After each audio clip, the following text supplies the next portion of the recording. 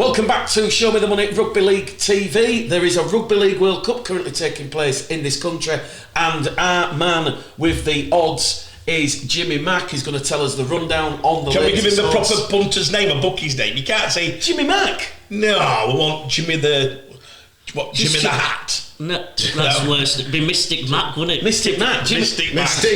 Yeah, Jimmy the Mystic Mac. So yeah, Jimmy the Mystic Mac is here. He's going to tell us what games you can bet on and what odds and how you can win some money. Is he? Are we looking? Can we have a sponsor for Jimmy, by the way, on this all the show? Well, we've got Betfred on the stomach, haven't we? Oh, we've got Betfred. Yeah, but by the way, that could be changed. If somebody wants to sponsor the show, we could easily have anything over. You know, the other ones, Coral, Ladbrokes. We are prone to a box at York Races, William Hill. Yeah. Or even a local bookmaker if you want to come and get involved. You've just said something about a box at York. I'll tell you that afterwards. York Races. Jimmy. Right. Yeah. So I did say last week that we had. You were shocked about England were fifth favourites on a home soil for a World Cup. They're not now. It was all dependent on that first game. You know, Samoa bookies had them as slight favourites. Now that England have won in the style that they did, they've jumped back to third favourites. So 8-1 now on England. Still 8-1, mate. Are we up? 8-1. I can't. What you want? What were the last week, Jimmy? There were 14s before the Samoa game, so they've dropped to 8. So could get your knackers on. Can I just say something? No disrespect to France, but when England beat France on Saturday, if they beat France on Saturday, and we know they're going to beat Greece by a cricket score, those odds are just going to keep. No, they'll probably stay the same. They'll probably stay the same. That's what they're foreseeing. But what the bookies are saying now is we've still got Australia and New Zealand in one semi-final, so only one of them can get through. Correct. So that's why Aussies are still 1-2, roughly. New Zealand 3.5-1. They've gone out a little bit. Obviously, they're thinking the Aussies were a bit more impressive than New Zealand were. I'd agree with that. Last night. That's unbelievable value, though. England is. You're looking now, and I suppose we're still waiting for one unseen team, which is Tonga. So Tonga are still at 10-1, 4 favourites. But if Tonga have a slippy first game like the Samoans did, and bearing in mind that most we're seeing them two as being the next best and very, very similar. If Tonga have a tricky first game, and it's no easy game, is it? We're playing Papua New Guinea. Yeah. So it's no easy game. There's some superstars in that Papua New Guinea team. Then you could see England short as third favourites. If Tonga put a good score on PNG, I'm sure they'll stay. So read the odds from the top. So we've still got the Aussies as odds on 8-15 now. On just to give a little bit on that 8-15, that is, so you're nearly talking 1-2. Yeah, pretty much 1-2. So then you're looking at that. So I don't understand. So 1-2 is every £2 you put on, you win £1. Right. So £20. If you put 20 quid on the Aussies, you're going to get £30 back in total. Okay, right. So look at it this way. Here's one for you. One of the greatest bets in sporting history was a guy called Harry Findlay, who owned Denman, the Cheltenham, one of the biggest gamblers in the world. Horse racing. And he put New Zealand Rugby Union. He thought the best bet of all. He bets Rugby League massive now. That's all he bets. He bets on RL Rugby League. Harry put just short of $1 million at 1-2 or whatever it was, 4-6 on the Kiwis. The All Blacks. And the All Blacks, I didn't think they kept beating. He said it's the best bet in the world. He was telling everybody. They reckon that in his book he says he got his postman and his 25 grand saving. He's saved up 25 years. He stuck it. Gardner stuck his 14. And he said, lads, sit back. Buying money. These haven't been beat now for 5 years. A bit like the Aussies here, where you're saying it. And they won, didn't they? No, they got knocked. Oh, did they? He hired a box in the semis. The only time they got beat in any. This was probably 15 years ago in our country. And he said he calls it the longest meal of his life. He said, I watched in slow motion Dan Carter come off it. He goes, when I saw Dan Carter come off it. So when you are thinking Australia odds on to win it, sport brings up things like that. If Australia lost a couple of players, it could happen. But he watched this in slow motion. And I think Australia's B team. I think Australia's B team would still probably win the World Cup. Yeah, but this is about the All Blacks, the greatest team. This was the best All Blacks team they've had in 50 years. Yeah. Went round beating everybody for 3 years. Then it wasn't the year England won it, was it? No, it was the year. I can't think who won it. I don't know if it was France. France beat New Zealand. It's in the book. France beat. Yes, France. it was at Cardiff. Yeah, but he's got the box. He said he's got the box. He's celebrating. I think it was 99. Yeah. Well, I think what you're saying is, unless you're a serious gambler with big money, there's no value in the Aussies because the Kiwis look dangerous, and that semi-final is obviously it's got to be a huge match. The value now is if you're impressed with what you've seen from England and you think Sean Wayne's got them singing, if you can get on England at 8-1. You know, you're basically backing them to... Kiwis at 7. Go on, Jimmy, sorry, I'll let you say it. Well, I think if you want a bit of value... Are you saying lump on England? No. I am not. I'm certainly not giving any tips because I do think the winner will be Australia or New Zealand. I like what Craig said. I thought New Zealand a few weeks ago when they were 4-1 was a good price because to get 4-1 against, effectively to get past the Aussies and then... Because it's a one-off game and you're in the final. I get you now, yeah.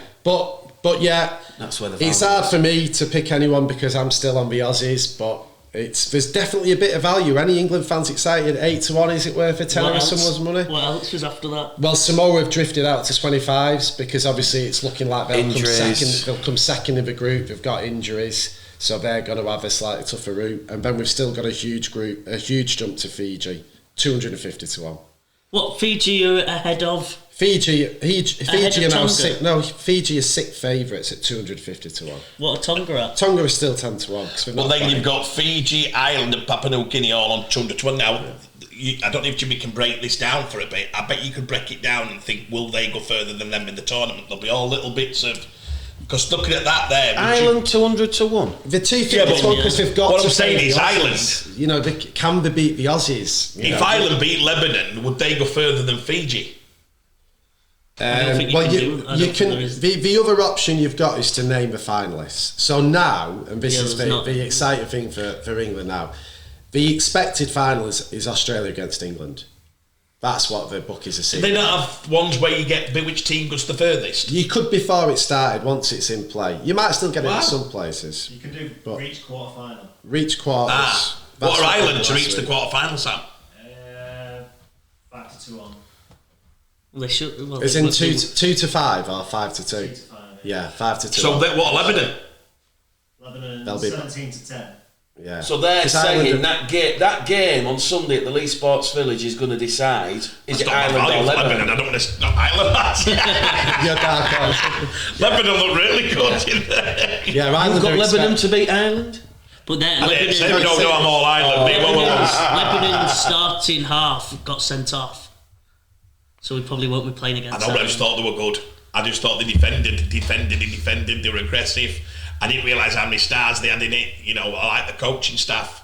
He's very... well, the coaching staff's Argentina's rugby union's head coach. Well, he used to be the Australian coach, didn't he? Yeah. What's he called? He looks like a gangster, I think. He's gone to Lebanon to give it a go. I know you mean. And they've got Robbie Farah walking. I mean, imagine the legend Robbie Farah walking on with... Michael Checker. He looks like he's come out of New York gangster movie from... What's top try scorer, Jim? Josh Adokar is still favourite to be top. Dom Young. And then you've got Dom Young you can get him about 7-1, I'll tell you. 7-1? I'm on Dom Young. That's a fantastic Dom Young price. 7. Josh Adokar is short favourite 3-1. Dom Young 7-1. You've got Militalo. Ronaldo, as he's been called more often now, 7-1. What's the Italian who scored the hat-trick? Is he on there? Well, he will be now, yeah. What's he on? Because Mason, isn't it? Yeah. He's down to 33s. He could have been 500-1 last week, though. Wow. So you're looking at can we get... I mean, I suppose if you want a bit of fun, tournament top try score is quite a good one. It's hard because, you know, New Zealand are going to put a cricket score on Jamaica in theory. So I've got a player who I'm going to mention in our next segment who I think can be great value for that. Top try scorer? I'm going to think I'm an idiot. Yeah, probably will. But I've watched him, and anyway, I'll save it. But I'm going to ask Jimmy in a minute afterwards what think, because I think he could get a bucket flick next It's not this lad, is it, from last night? They were fantastic, by the way. That's right, because that's who I was going to be on about. But yeah, Dominic Young, if you're an England fan and perhaps you want a bit more fun, top try scorer, bit of value there. What about Big George? George scored 2 as well, didn't he? Who? King? Williams. Oh, George Williams. I thought you meant George King to be top try scorer. George Williams. Come on, Jim, sell it. I mean, he's going to be, well, if you put a tenner on, you're getting 670 quid back. Surely that's the one of the day. Surely Big George scored 2, didn't he? So give me the odds, Jimmy. Look at the camera. Give me the sell. What odds is George Williams? All right, George Williams 66 to 1 to be the tournament. And he's already scored 2. So if I put a tenner on, I get. Did he get 2? Oh, 1. Have I made that up? I think. I thought he got 1. He did. He only scored 1. Yeah. Oh, Well, it's still a fantastic It's still good fantastic. value. I I think the beauty of this is because they're expecting New Zealand to have a real big score in this there's a lot of New Zealand Jamaica. players in They there. were shot, but if you think Jamaica can put up a fight and stop that, there's some value knocking around it. I thought since the start, a really interesting bet could be a lad we've seen a lot of this year, who we've all been huge fans of, Edwin Pape. We know he loves to crash over and score tries, don't we? Now, Well, we'll see. All his games are pretty close, though. That would be the issue. he's with got a Pepe. tough group, hasn't he? Yeah, it's He the has got a closest tough group. But to be the top try scorer for his team, 14 to 1. You know, so.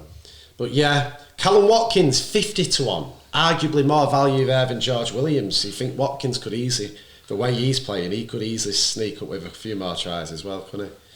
George's support player, though. I don't know the George one. I'm in on the George one. What's Wellesby then if George is that? Jack Wellesby, you can have for 40 to 1. 42. Them England players, that's Mick Gledel, £1. Same price as Lewis Senior, Well, who obviously got 2 tries. 2 yesterday for tries. Ireland. Did Innis got 2 or not? Innis got 1. 1. So yeah, bit of fun there for anyone. Thank you. for a Next bit of one, added let's interest. wrap this up. So yeah, with Jimmy the Mystic Matt. We'll be back next week with more World Cup betting wisdoms, and yeah, I'm half Euro. I'm half tempted because I've said a lot about Dom Young and I've been an admirer of him for what he's achieved in his first season in the NRL. I think I might have a cheeky tenner on it. Oh, let's go. And if I'm giving my tip, I Jimmy, think what you do I can win if I put a tenner on Dom You'll get Young? 80 quid back if it's top tries. That'll pay for a few beers for lads. The You've one never thing paid for that a beer in your life, anybody. the game tomorrow is He's not. I've been on the night I'm out. kidding. He's not tired. Yeah, I'll give him I that. shake- He's tired of the submarine's door. I shake.